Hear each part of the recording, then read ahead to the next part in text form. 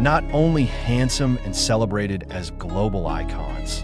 Jungkook and Taehyung now stand at the center of a far more sensitive and unsettling question. Have these two BTS members quietly positioned themselves as significant forces in HYBE's share ownership? And if so, how far does that influence actually operate behind the scenes of the Korean entertainment industry? This question does not emerge as an empty rumor, but rather as a logical consequence of shifting power patterns in the modern entertainment world, where the boundaries between artists and corporate structures are increasingly blurred. For years, the public narrative surrounding Jungkook and Taehyung has almost always revolved around visuals, stage talent, and artistic achievements. They have been positioned as the faces of the industry, symbols of creative success, and the focal point of global fan loyalty. However, such an approach is gradually seen as no longer sufficient to explain their true position. In an era where the value of entertainment companies heavily depends on the stability of key figures, share ownership can no longer be viewed as a mere technical detail. It is an indicator of power, sustainability, and future direction. The issue of HYBE shares being linked to Jungkook and Taehyung becomes sensitive because it touches on territory that has long been rarely discussed openly: the relationship between artists and financial control. Share ownership, in this context, is not merely a symbol of prosperity, but a tool to secure bargaining power. When an artist not only generates value, but also owns part of the structure that monetizes that value, the relationship fundamentally changes. The question is no longer who works for whom, but who has long-term interests within the system itself. What makes this discussion even more intriguing is the way the issue has developed. Without grand declarations, without celebration, and without explicit explanation, silence has instead become the most striking element. In an entertainment world accustomed to excessive exposure, silence often signals something larger than mere coincidence. Why was it not framed as ordinary news if it truly held no significance? Why was it not positioned as commonplace if it carried no structural implications? Industry observers note that today's generation of global artists grows up with far greater financial awareness than their predecessors.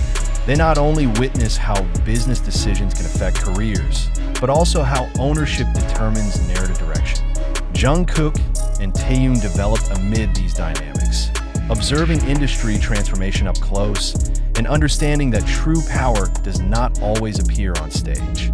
In this context, speculation about their involvement in HYBE's share ownership feels more plausible than many are willing to admit.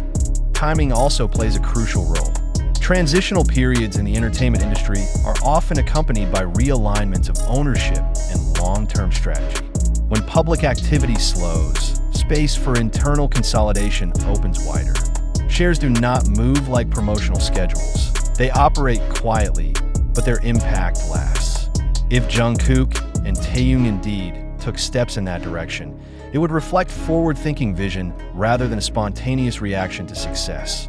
Some attempt to dampen speculation by simplifying the issue as a natural consequence of popularity. Yet this approach overlooks one crucial point. Popularity does not automatically lead to control. Control is gained through strategic decisions, risk awareness, and a willingness to engage with more complex structures. Jungkook and Taehyung's track record demonstrates discipline and precision in every career move they make. To assume naivety in financial matters directly contradicts the patterns that have long been visible. Public unease arises because the implications are anything but simple. If Jungkook and Taehyung hold positions as shareholders, they're no longer entirely outside decision-making circles. Even without direct involvement, ownership carries symbolic weight that is difficult to ignore. It alters perceptions of BTS's future, internal relationships, and the dynamics between artists and companies. It is therefore unsurprising that this issue sparks intense discussion, ranging from pride to unspoken anxiety. Fan responses are divided. On one side, there is admiration for a new image of Jungkook and Taehyung as figures who are not only artistically exceptional, but also financially astute. On the other, darker questions emerge. Will this ownership alter the balance of power? Will it influence creative direction? Or will it serve as protection against industry uncertainty? Each possibility opens new layers of unanswered questions. The most striking aspect of this entire situation is the absence of a single dominant narrative. There is no version that prevails, no clarification that definitively closes the discussion. What exists are fragments of indications assembled by the public into an incomplete picture, yet strong enough to shake long-held perceptions. Under such conditions, every move by Jungkook and Taehyung is reread, every decision reassessed, and every silence interpreted as a signal. Ultimately, this issue highlights a major shift in the global entertainment industry. Artists are no longer merely assets. They have the potential to become owners. Jungkook and Taehyung stand precisely at this crossroads. Whether they truly control HYBE shares or simply hold a significant portion remains an open question. However, one thing cannot be ignored. This discourse exists because the public is beginning to realize that their influence extends beyond stage and camera. The tension that emerges does not stem from certainty, but from ambiguity. And perhaps that is where its power lies.